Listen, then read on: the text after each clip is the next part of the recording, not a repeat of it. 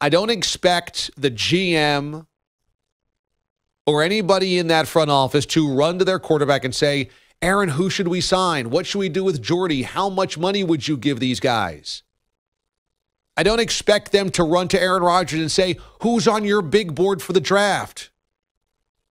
What do you think about this kid? What do you think about inside linebacker? What about this kid at nickelback? I don't expect that.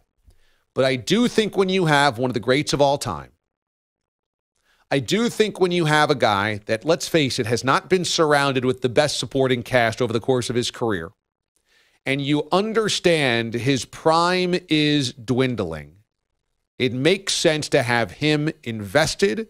It makes sense to have him with a voice.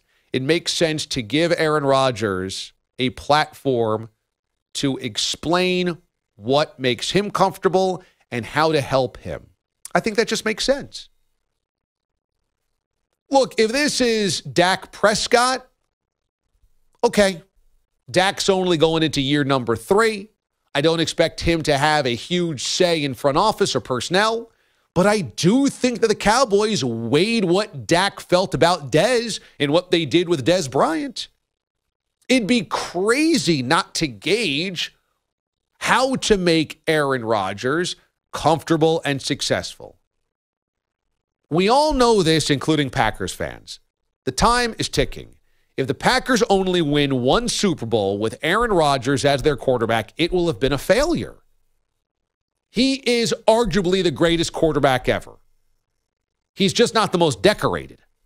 But in terms of sheer talent and ability and brain to play, Aaron Rodgers might be the most gifted, most talented quarterback that's ever suited up.